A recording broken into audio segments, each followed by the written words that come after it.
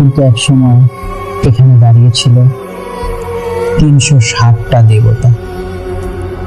প্রশ্ন হলো, এই 360 জন কারা ছিল? আজকের কাবা, যেখানে মানুষ শুধু একজন আল্লাহকে ডাকে, কিন্তু প্রাক ইসলামিক আরবে এই একই জায়গায় সবচেয়ে বড় দেবতা ছিল একজন। তার নাম হুবাল। ধারণা করা হয় এই হুবাল ছিল কাবার কেন্দ্রীয় দেবতা।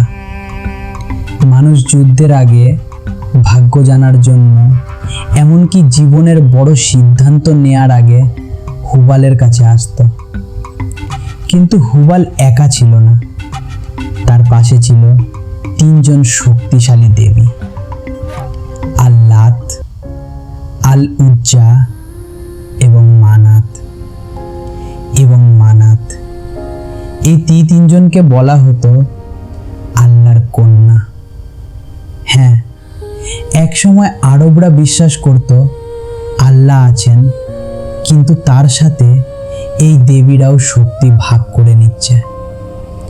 একজন দিত জীবন, একজন দিত শক্তি, আরেকজন নির্ধারণ করত ভাগ্য। কিন্তু গল্প এখানেই শেষ না। আরবের প্রতিটি গোত্র নিজের আলাদা দেবতা বানিয়েছিল। যেমন ওয়াদ, ভালোবাসার দেবতা; সুয়া, এক রহস্যময় নারী মূর্তি; ইয়াগুত, সিংহের রূপে; ইয়াউক, ঘোড়ার মতো; আর নাসর, একটা ঈগল। মানে দেবতারা শুধু আকাশে না, তারা প্রাণীর রূপেও পূজিত হতো। এখন প্রশ্ন হলো, এই দেবতারা শুধু বাইরে ছিল?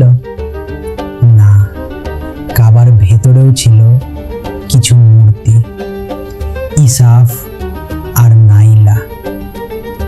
2 জনকে ঘিরে একটা গল্প আছে, যারা নাকি পাপের কারণে পাথরে পরিণত হয়েছিল। আর ছিল ধুয়াল খালাসা, যাকে বলা হতো ইয়েমেনের কাবা।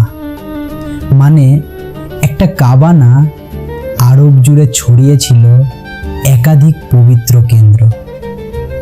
আরবদের বিশ্বাস শুধু মূর্তিতে সীমাবদ্ধ ছিল না, তারা আকাশকেও দেবতা বানিয়েছিল। শামস, সূর্য; রুদা, চাঁদ; ধু-সামাউই, আকাশ। মানে প্রকৃতির প্রতিটা শক্তিকেই ঈশ্বর বানিয়ে ফেলেছিল। একই জায়গায় 360টা আলাদা বিশ্বাস, 360টা আলাদা ঈশ্বর। কিন্তু আজ সেখানে শুধু একজন। তাহলে প্রশ্নটা থেকেই যায়, এই 360 দেবতার ভিড়ে কিভাবে একজন টিকে গেল? আর এই পরিবর্তনটা কিভাবে ঘটলো?